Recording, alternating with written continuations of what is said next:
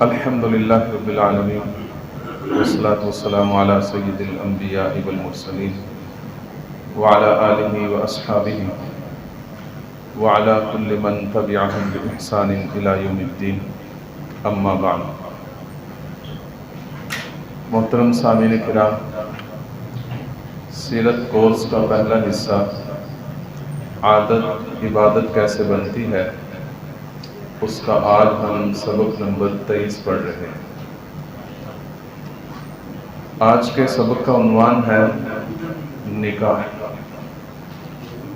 انسان کی روزمرہ زندگی میں، اس کی عادات میں اور اس کی ضروریات میں ایک ضرورت اور عادت یہ ہے کہ وہ اپنی ایک خاص عمر کی حد تک پہنچنے کے بعد نکاح کرتا ہے۔ یہ نکاح کرنا اگرچہ شریعت کے احکامات میں سے ایک حکم ہے، لیکن لوگ اسے اپنی مرضی سے کرنا شروع کر دیا ہے انہوں نے، اور جس کی وجہ سے بہت ساری خرابیاں اس میں شامل ہو گئی۔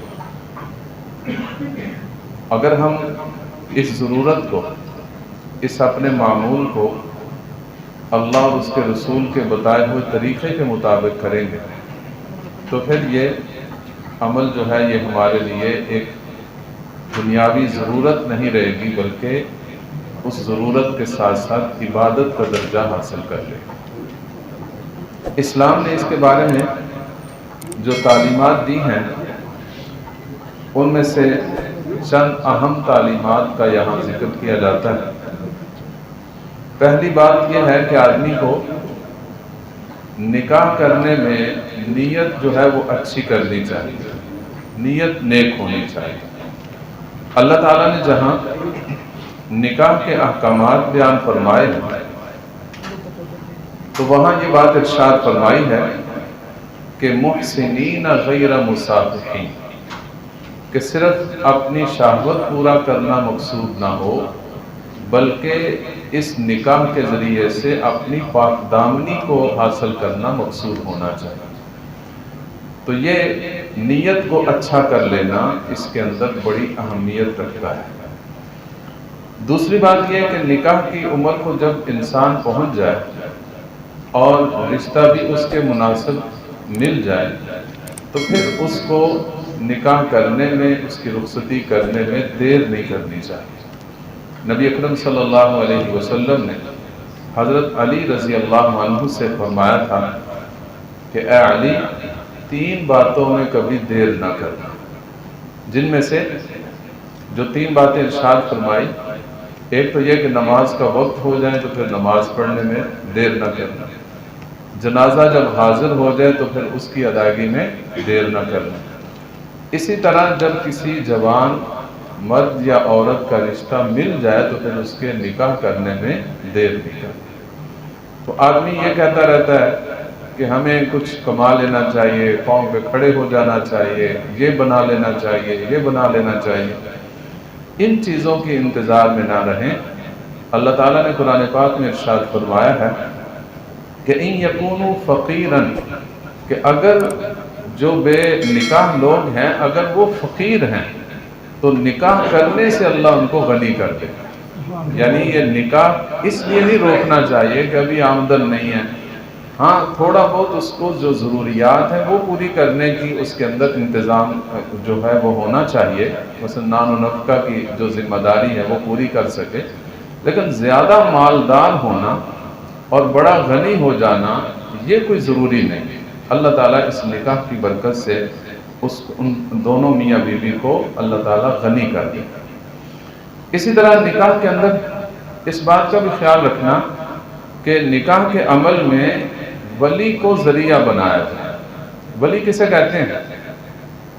ولی سب سے پہلے تو والد ہے، چاہے لڑکا ہے یا لڑکی ہے، اس کے نکاح میں اس کے والد کا یہ حق بنتا ہے کہ وہ اس نکاح کی کارروائی کو اپنے ذریعے سے پورا کرے، لڑکے اور لڑکی پر نہ چھوڑے۔ کہ وہ خود اپنا جو ہے وہ نکاح کرتے پھرے، ایسا نہیں، بلکہ والد کو اس میں شامل ہونا چاہیے، وہی پیغام لے کر جائے، وہی پیغام کا جواب دے اور وہی اس نکاح کا انتظام کرے۔ اگر والد نہیں ہے تو پھر دوسرے درجے پر بھائی کی یہ ذمہ داری بنتی ہے، اور اگر بھائی بھی نہیں ہے تو پھر اس کے بعد جو سب سے قریبی رشتہ دار ہیں، مثلا چچا ہے یا دادا ہے یا اس طرح کے جو قریبی رشتہ دار ہیں، پھر ان کی ذمہ داری بنتی ہے۔ تو ولی کو ضرور اس میں شامل کرنا، اس کے ذریعے سے نکاح کی کارروائی کو مکمل کرنا۔ اسی طرح اگر نکاح کر رہے ہیں تو اس میں اس بات کا بھی خیال رکھنا ضروری ہے کہ اگر ایک لڑکی کے لیے ایک گھرانے نے پیغام نکاح بھیجا ہوا ہے اور ان کی ابھی تک کوئی بات مکمل نہیں ہوئی، ہاں یا نہ میں کوئی بات مکمل نہیں ہوئی، تو دوسرے کسی گھرانے کو اس نکاح کے پیغام پر پیغام بھیجنا منع ہے۔ جیسے خرید و فروخت میں نبی اکرم صلی اللہ علیہ وسلم نے فرمایا کہ جب ایک بندہ کسی سے بھاؤ کر رہا ہے، ابھی اس کی بات پوری نہیں ہوئی، تو دوسرے آدمی کو درمیان میں شامل نہیں ہونا چاہیے۔ ایسے ہی نکاح کے معاملے میں بھی ہے، تو اس سے بھی منع فرمایا گیا۔ نکاح کرنے کے لیے جو بندہ نکاح کرنے جا رہا ہے، اس کے پاس اتنی آمدن یا اتنا مال ہونا چاہیے کہ وہ اپنی بیوی کے اخراجات کو پورا کر سکے۔ اخراجات میں کھانا پینا اور رہائش، ان چیزوں کا اگر وہ انتظام کر سکتا ہے تو پھر نکاح کرے، کیونکہ یہ سب سے پہلے یہ ذمہ داری اس پر عائد ہوتی ہے۔ اسی طرح جس کو نکاح کا پیغام دیا گیا اسے کہتے ہیں عربی میں مخطوبہ، جو یہاں لفظ لکھا ہے کہ مخطوبہ جس کو نکاح کا پیغام دینا، اس کو ایک نظر دیکھنے کی اجازت ہے۔ کئی دفعہ نبی اکرم صلی اللہ علیہ وسلم نے صحابہ اکرام سے پوچھا کہ آپ نے نکاح کیا ہے؟ تو انہوں نے کہا جی ہاں یا رسول اللہ کیا ہے۔ آپ نے پوچھا کیا اس کو پہلے دیکھا ہے؟ تو کسی صحابی نے کہا کہ نہیں دیکھا، تو آپ نے فرمایا پہلے ایک نظر دیکھ۔ تو اس لیے اس سے یہ بات معلوم ہوئی کہ اگرچہ ولی نے ہی پیغام نکاح دینا ہے، اسی نے وہ پیغام کا جواب دینا ہے، لیکن جن کی آپس میں شادی ہو رہی ہے ان کو بھی ایک نظر دیکھ لینا چاہیے بعد میں، تاکہ کسی قسم کی کوئی ناچاکی یا کسی قسم کی ایسی بات نہ ہو کہ آدمی نکاح کے بعد کہے کہ مجھے پسند نہیں ہے یا فلاں بات ہے فلاں بات ہے، تو ایک نظر دیکھ لینے کی اجازت ہے۔ اسی طرح عورت کی جب شادی کی جا رہی ہو، عام طور پر مردوں سے تو کھل کے بات کی جاتی ہے، لڑکے سے تو کھل کے بات کر لی جاتی ہے، لیکن بعض اوقات لڑکیوں سے ان کی رائے معلوم نہیں کی جاتی، یہ ان کا حق مارا جاتا ہے۔ اس مخطوبہ لڑکی سے جس سے نکاح ہونے جا رہا ہے، اس سے معلوم کر لینا چاہیے۔ رسول اکرم صلی اللہ علیہ وسلم کا ارشاد ہے استشیر النساء فی انفسہن، کہ لڑکیوں سے بھی ان کی ذاتی رائے معلوم کر لینی چاہیے، اس میں کوئی شرم کی بات نہیں ہے، تو یہ بھی اس میں مد نظر رکھنا چاہیے۔ اسی طرح نکاح کرنے میں اس بات کی بھی تلقین کی گئی ہے کہ جس لڑکی سے کوئی آدمی نکاح کرنے جا رہا ہے تو وہ اس کی جو خوبیاں ہیں ان میں سے جو سب سے اہم خوبی ہے دیندار ہونا، یعنی اس کے اندر دین کی رمق ہے، دین کے احکامات کو جانتی بھی ہے، اس پر عمل بھی کرتی ہے، اچھے اخلاق بھی رکھتی ہے۔ ان باتوں کو ترجیح دینی چاہیے بجائے اس کے کہ دنیا کا مال اور دولت دوسری چیزیں، بلکہ جو سب سے اہم بات ہے وہ یہ ہے کہ اس کی دینی زندگی کیسی ہے، نماز پڑھتی ہے، پردے کا اہتمام کرتی ہے، شرم و حیا رکھتی ہے، اخلاق حسنات اس کے اندر موجود ہیں۔ تو مرد و عورت دونوں آپس میں اس نکاح کے معاملے میں اس بات کا اطمینان کر لیں کہ دونوں میں، لڑکے اور لڑکی میں، ان چیزوں کی خوبی جو ہے وہ پائی جانی چاہیے۔ اسی طرح نکاح کے بارے میں کف کا خیال کرنا۔ کف کسے کہتے ہیں کہ سب سے پہلے تو دین دونوں کا ایک ہونا چاہیے، یعنی لڑکے اور لڑکی کا دین ایک، یہ نہ ہو کہ لڑکا مسلمان ہے اور لڑکی ہندو ہے، ایسا نہیں، دونوں کے دین میں فرق نہیں ہونا چاہیے۔ دین ایک ہونا چاہیے۔ دوسری بات یہ کہ ان کی مالی حیثیت تقریباً برابر ہونی چاہیے، کیونکہ اگر بہت مالدار لڑکی ایک بہت ہی کم مال والے گھرانے میں آ کر رہے گی، کیونکہ نکاح کے فوراً بعد اس نے ادھر ہی رہنا ہے، تو اس کے لیے وہ زندگی گزارنا بڑا مشکل ہو جائے۔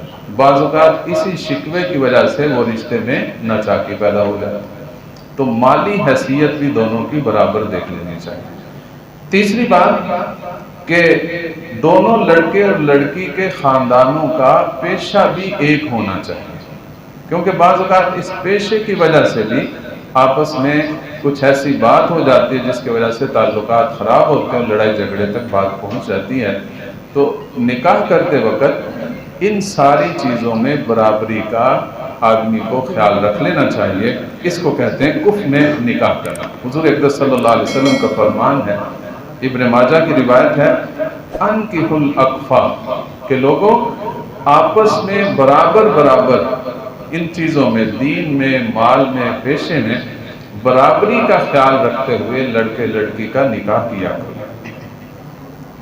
اور ایک بات نبی اکرم صلی اللہ علیہ وسلم نے یہ بات ارشاد فرمائی کہ تزوجوا الودود والولود فانی مکاثر بکم، کہ آپ صلی اللہ علیہ وسلم نے ارشاد فرمایا کہ ایسی عورتوں سے نکاح کرو جو بہت زیادہ محبت کرنے والی ہوں اور بہت زیادہ بچے پیدا کرنے والی ہوں۔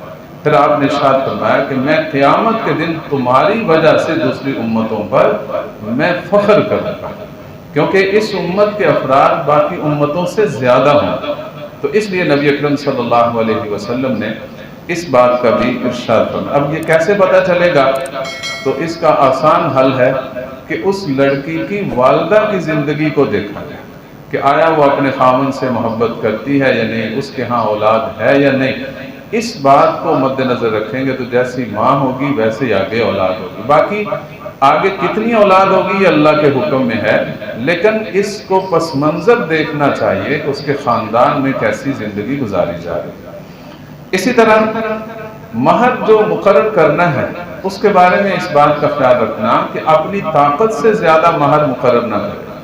اکثریت جو دیکھی جاتی ہے مہر مقرر کرتے وقت یہ بات کہتے ہوئے نظر آتے ہیں جی مہر لکھ دیں، کون سا دینا ہے، حالانکہ یہ حق ہے، عورت کا یہ ایسا حق ہے جو ذمہ میں فرض ہو جاتا ہے اور یہ اللہ نے فرض کیا ہے، اور اس کی ادائیگی کے بغیر آدمی کی جان نہیں چھوٹتی۔ تو اس لیے نکاح میں مہر ہی اتنا مقرر کریں جتنا کہ طاقت کہ جو آدمی ادا کر سکے۔ اسی طرح اس بات کی بھی تلقین کی گئی ہے کہ کئی لوگ کئی مہینوں میں، کئی دنوں میں نکاح کرنے کو منحوس سمجھتے ہیں۔ مثلا محرم میں نکاح نہیں کرنا، سفر میں نہیں کرنا، یہ خالی مہینہ ہے، یا فلاں دن نکاح نہیں کرنا، یہ دن جو ہے علیہ باللہ منحوس ہے۔ نہیں، نہ کوئی مہینہ منحوس ہے، نہ کسی قسم کا دن منحوس ہے۔ نحوست بندے کی اپنی بدعمالی کی ہوتی ہے، تو اس لیے کسی مہینے کو یا کسی دن کو منحوس سمجھنا نکاح کے لیے یہ جائز نہیں۔ نکاح جو ہے علل اعلان ہونا چاہیے، سب کو پتہ چلنا، کم از کم اپنے گلی محلے والوں کو ضرور پتہ چلنا چاہیے کہ یہاں نکاح ہے، لیکن اس کے پتہ چلانے کے لیے ڈھولکی بجانا ضروری نہیں ہے، بس اطلاع کر دی جائے، سب گلی محلوں کو بتا دیا جائے کہ ہمارے فلاں عزیز کی شادی ہے اور فلاں تاریخ کو۔ تو آپ صلی اللہ علیہ وسلم نے ارشاد فرمایا اعلنوا النکاح، نکاح کا اعلان کرو، سب کو پتہ چلے کہ یہاں نکاح ہوگا، اور یہ اس میں عزت ہے۔ اور دوسری بات یہ ارشاد فرمایا وَاجْعَلُوهُ فِي الْمَسَاجِدِ، کہ اپنے نکاحوں کو مسجدوں میں قائم کرو، مسجد کے اندر نکاح کرو، کیونکہ یہ دین کا ایک حکم ہے۔ اس کو پورا کرنے کے لیے، یہ سنت عمل مکمل کرنے کے لیے آدمی کو مسجد کے اندر اہتمام کرنا، لیکن کھانا جو ہے وہ مسجد میں نہیں، مسجد سے باہر انتظام کرنا چاہیے۔ جو آدمی نے کسی دعوت کا انتظام کیا ہے تو وہ مسجد میں نہیں، کیونکہ مسجد یہ عبادات کے لیے بنائی جاتی ہے، کھانے پینے کے لیے نہیں بنائی جاتی۔ تو کھانے کا جو اہتمام ہے وہ مسجد سے باہر ہو، نکاح کا جو اہتمام ہے وہ مسجد کے اندر ہونا چاہیے۔ اور اسی طرح نکاح کے موقع پر نبی اکرم صلی اللہ علیہ وسلم نے چھہارے تقسیم فرمائے۔ تو یہ عمل کرنا بھی سنت سے ثابت ہے۔ ہدیہ دینا، جب نبی اکرم صلی اللہ علیہ وسلم نے حضرت زینب بنت جہش رضی اللہ عنہ سے نکاح کیا تھا تو حضرت انس رضی اللہ عنہ کی والدہ حضرت ام سلیم رضی اللہ تعالی عنہ نے ایک کھانے کا ہدیہ بھیجا تھا، جس سے یہ بات ثابت ہوئی کہ نکاح کے موقع پر زوجین کے لیے کوئی ہدیہ تیار کرنا، چاہے وہ کھانے کا ہو، پینے کا ہو یا کچھ بھی ہو، تو یہ ہدیہ دینا بھی ثابت ہے۔ فضول خرچی اور تکلفات سے بچنا، کہ عام طور پر نکاح میں بہت کم خرچ ہوتا ہے، لیکن جو فضول قسم کی باتیں ہوتی ہیں اس میں بہت زیادہ خرچ ہو جاتا ہے۔ تو ایسا نکاح جس میں کم سے کم خرچ ہو، حضور اقدس صلی اللہ علیہ وسلم نے فرمایا کہ وہ نکاح بڑی برکت والا ہو، تو فضول خرچی نہ کی جائے۔ پھر ولیمے کا اہتمام کرنا، اور اسی طرح حق مہر کو اپنے لیے لازم سمجھ کر اس کی ادائیگی کا اہتمام کرنا، اور نکاح میں 2 گواہوں کا ہونا لازمی ہے۔ نکاح کے فرائض میں تو 2 ہی فرض ہیں، ایجاب اور قبول۔ ایجاب کہتے ہیں کہ کسی کا نکاح کے لیے پہلے کلام کرنا، اور قبول کہتے ہیں اس کے جواب میں اس کو قبول کر لینا۔ مثال کے طور پر جیسے نکاح خواہ جو ہے وہ لڑکی سے پہلے اجازت لیتا ہے کہ میں آپ کا نکاح فلاں لڑکے سے کر دوں جو اس کے لیے طے ہوا ہے، وہ اجازت دے دیتی ہے، تو پھر نکاح خواہ کہتا ہے کہ اے میرے مخاطب جو لڑکا ہے، میں فلانا بنت فلاں کا نکاح آپ سے کرتا ہوں، اس کو کہتے ہیں ایجاب کرنا، اور وہ جواب میں کہے میں قبول کرتا ہوں، تو یہ اس کا قبول کرنا ہے۔ یہ 2 فرائض ہیں، اور واجب کیا ہے کہ 2 گواہ ہونے چاہیے، 2 مرد ہوں یا 1 مرد اور 2 عورتیں۔ تو یہ بس نکاح کے لیے اتنی چیزیں ضروری ہیں، اور ان سے نکاح جو ہے وہ سنت ادا ہو سکتی ہے۔ اسی طرح اس بات کا بھی خیال رکھنا کہ اگر ایک آدمی کا پہلے سے نکاح ہے تو سوکن بننے والی یہ مطالبہ نہ کرے کہ پہلے اس کو طلاق دو تو پھر میں آپ سے نکاح کرتا ہوں۔ دوسرا نکاح کرنے والی جو عورت ہے وہ پہلی کی طلاق کا مطالبہ نہ کرے۔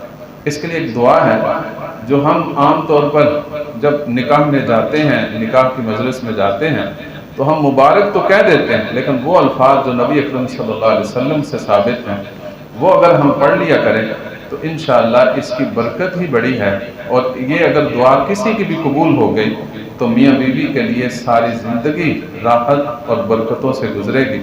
بڑی آسان سی دعا ہے۔ اس دعا کا ایک دفعہ ہم سب الفاظ کی ادائیگی کر لیتے ہیں۔ بارک اللہ لک وبارک علیک وجمع بینکما فی خیر۔